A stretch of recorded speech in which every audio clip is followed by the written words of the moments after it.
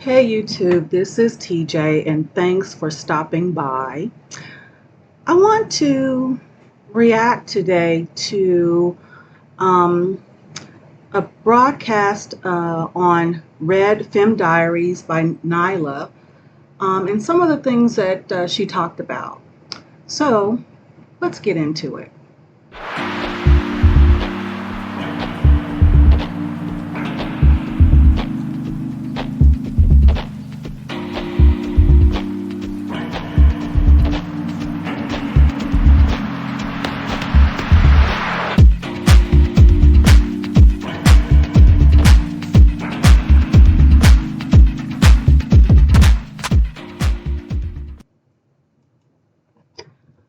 I don't know Nyla personally, and I came in contact with her, quite frankly, I think the first time that she dialed into the Poor Man's podcast a few weeks ago.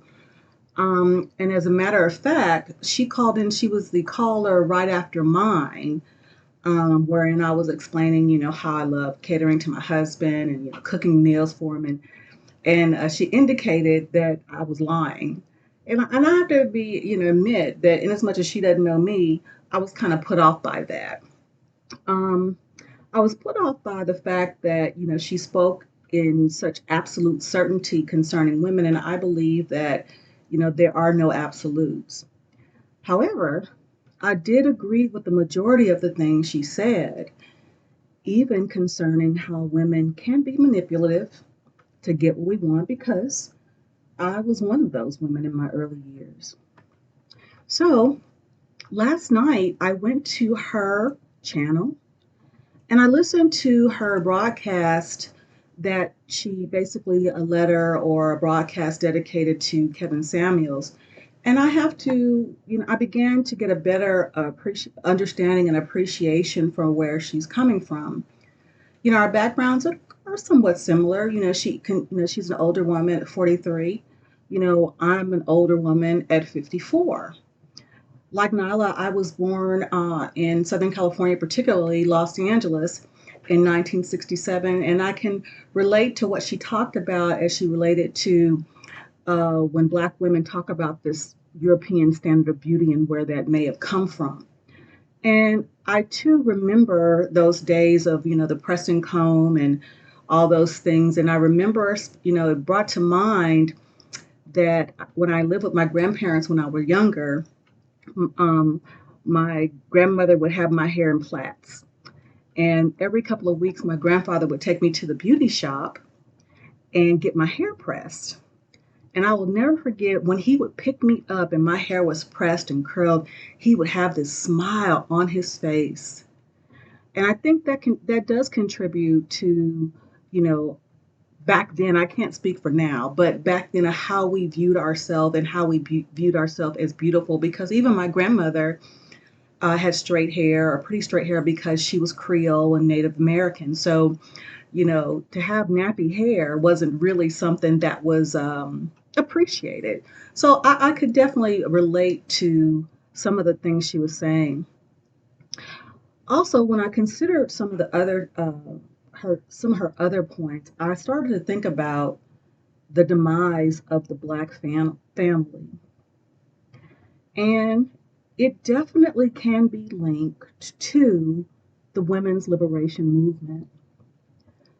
You know, as strides were made in that movement, more Black women, and women in general, but we'll talk about Black women specifically, were afforded more professional opportunities than they had before.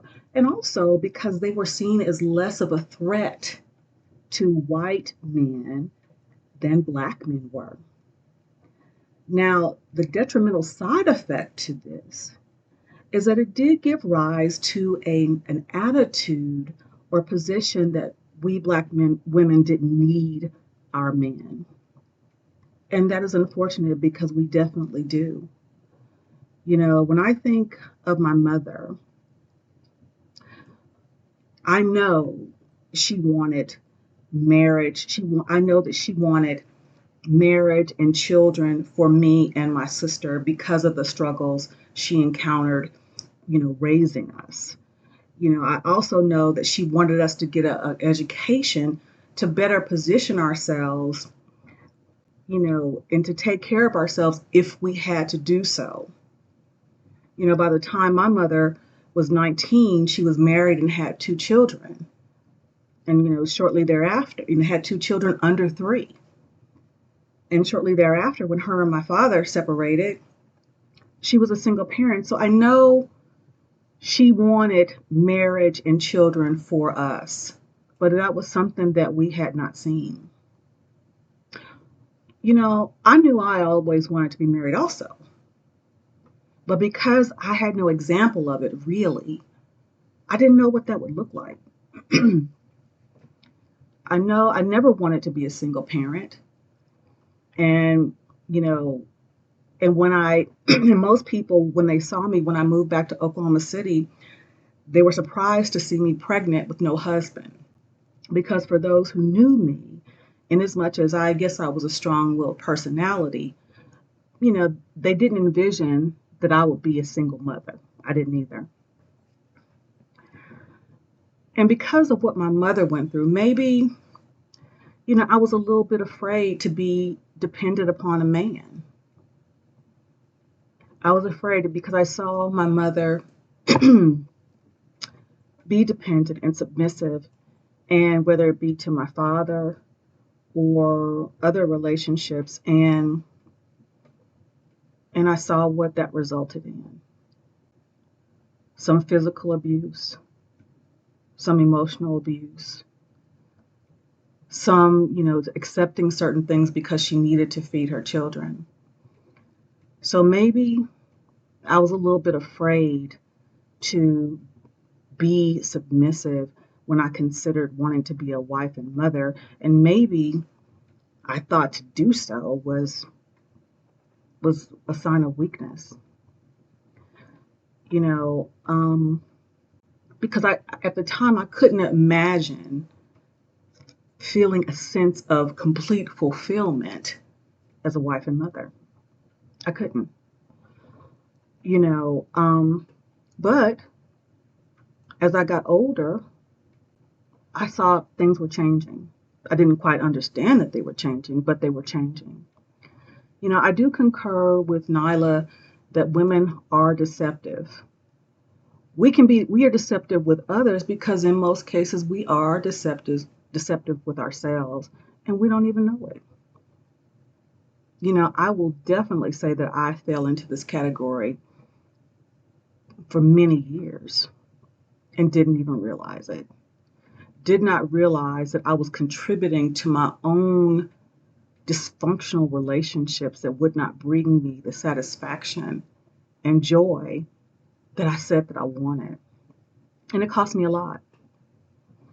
What I didn't know or couldn't foresee at the time is that by the time I was 29, I'd have a child of my own. And without her father playing an active role, I would have to make some decisions that, again, would affect my ability to be a wife and mother because now I was a single mother.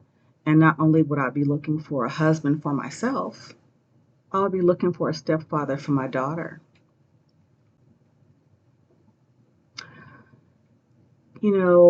And although, my daughter's father and I tried to make it work by reconnecting and getting married when our daughter was 5, I wasn't prepared to be a wife.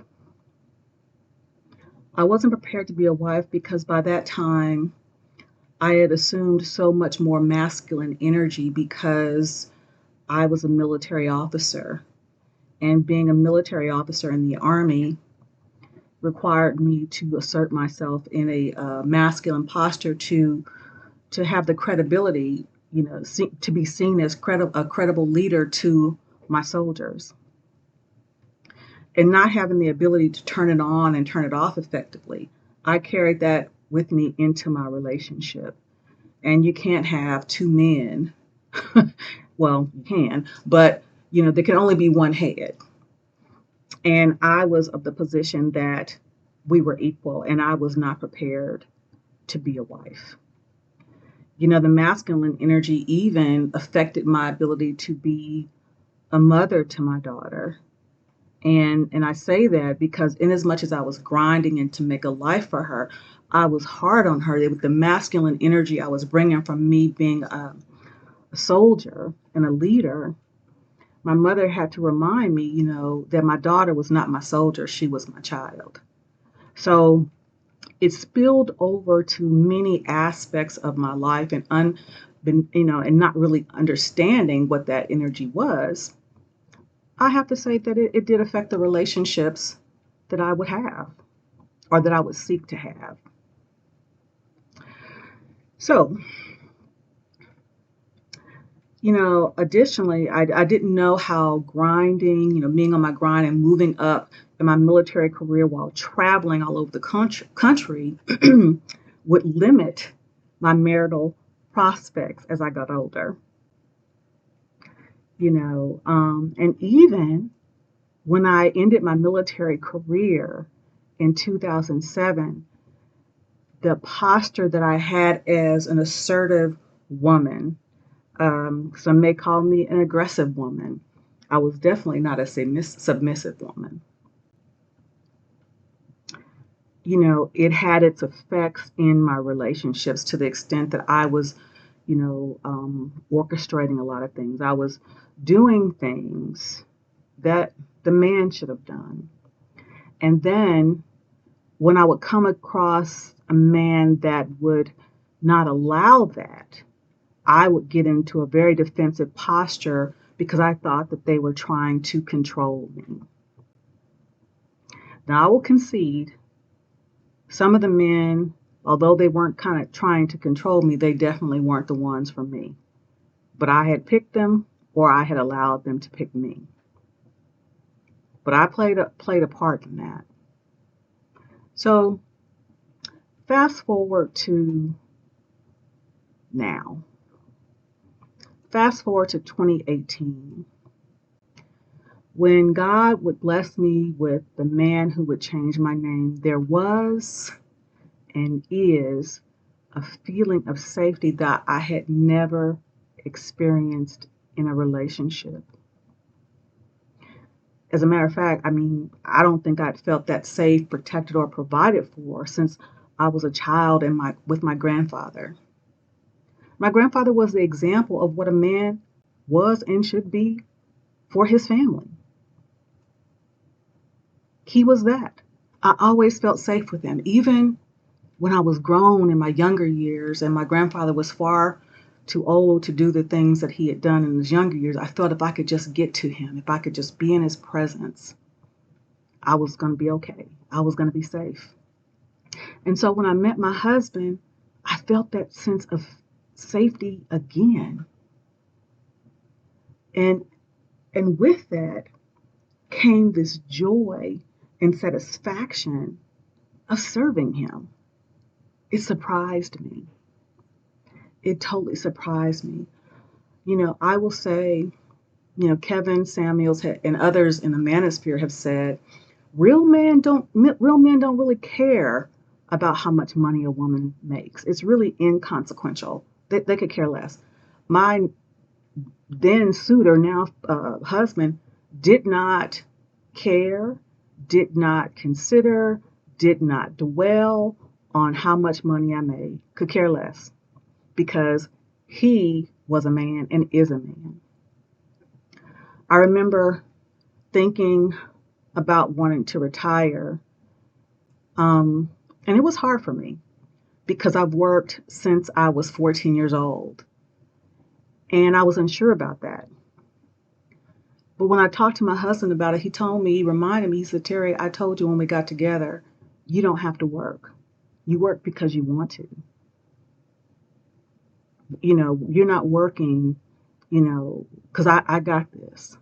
And I'm going to do, because I'm a man, I'm going to do whatever it takes to make sure our household is taken care of. So you work because you want to, not because you have to.